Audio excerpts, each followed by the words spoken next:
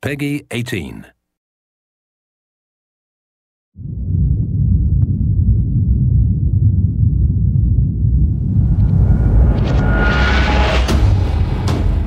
Hey everybody, Zachary Levi here.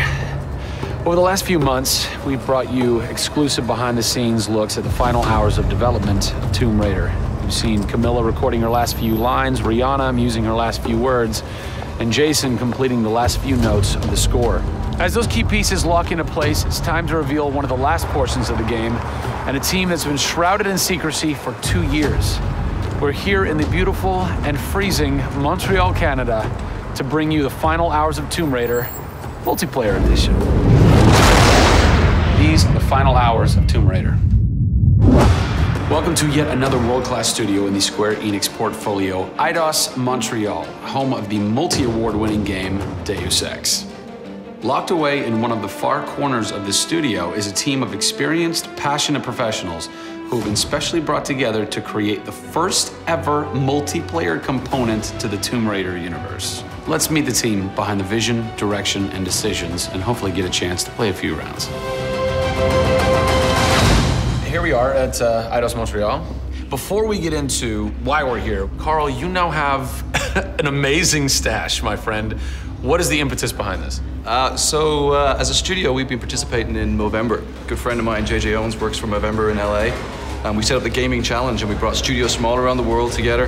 And I think so far we've raised somewhere in the region of $140,000, $150,000. Well done. Been a big success, although my wife doesn't necessarily always approve. She hates it? Oh, my wife wakes up in the morning. She says that she hates it. She secretly loves it. What were some of the factors that led to a multiplayer facet to this new Tomb Raider? When we started developing sort of our vision for reimagining Tomb Raider, on paper, it was all about single player. And as we started to build that world out, we had the island, we had the Solari and the Scavengers. We started to realize that we had this canvas. Great warring factions, great landscapes. Yeah, we had all these really awesome places where it was all about traversal and single player. When we started looking at that, we thought, wow, well, what about multiplayer? Part of the genesis of that was Lara Croft and the Guardian of Light that kind of cracked open a door to lead you guys into the multiplayer into here at Eidos Montreal.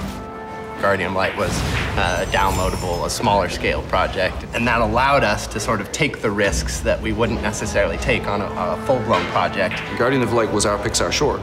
It's the idea that whilst you're building your big project, you're always thinking about that next thing, but also allowed us to be able to start understanding co-oping and networking. It was a game that actually brought Tomb Raider fans together for one of the very first times. You hear them in their ear and they were having fun. And as a result of that, that led to us thinking about multiplayer. Hopefully our single-player experience we're delivering is a very sort of single-player, solitary, immersive type of experience. But at the same time, we believed tomb raiding together with friends would be fun. Tomb raiding, I think that's the first time I've ever heard that term. I like that. It's fun. You know, axe climbing and zip lining and the traversal that we get in there and the traps. For me, it was very sad to have that catch-22 of it would be great to do this in multiplayer, but we just can't split our resources like that. And that's how Eidos Montreal came about. We had staffed up our team to develop a single player. Everybody was gelling together really well, and it wasn't something that we wanted to just bolt on.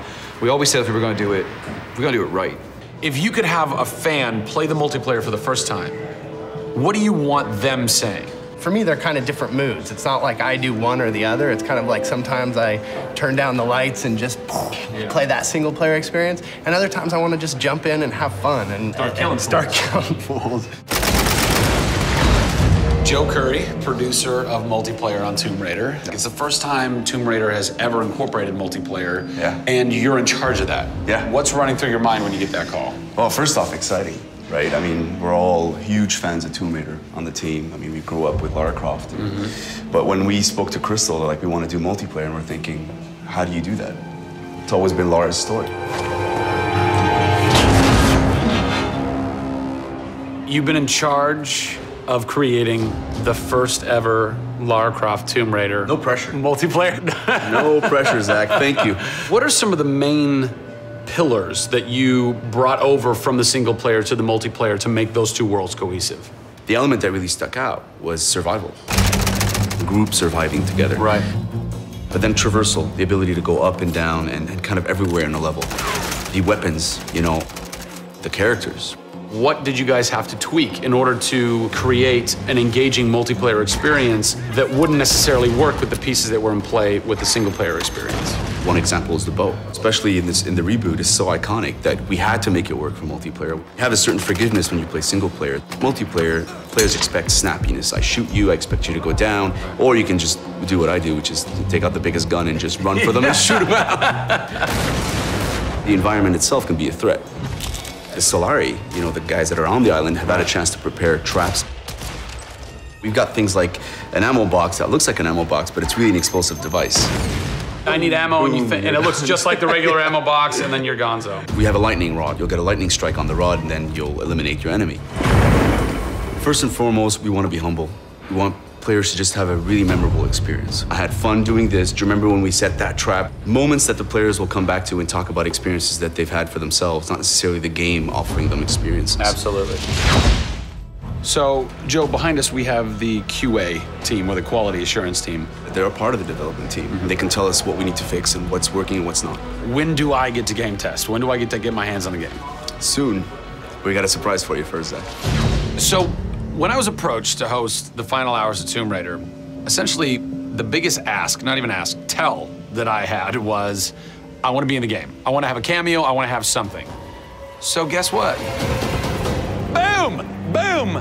Boom! I'm a playable character in the multiplayer Tomb Raider. How sick is that, Joe? You and your team are awesome. I can play with myself, virtually. Are we ready? Oh, that burns! You suck! Get those transmitters running. Radio transmitter activated! We're getting off this damn island? We send this thing. Beautiful. I would like to try and kick your butt as me in this map right now. Should we try it? All right. Bring it. Let's do it. It's happening right now. Oh, nice! Was that one of my traps? That was one of your traps. Yeah! These booby traps are really fun. I mean, they're really, really fun. Yeah! Don't worry about it. Just because you made the game and I beat him. As you can see from the people and passion here at Eidos Montreal, this isn't just some add-on. They're devoting themselves to making this an experience in keeping with the feeling of single player. Familiar, yet different. Coming up in the final 2 episodes of our series, we go back to the home of Lara Croft.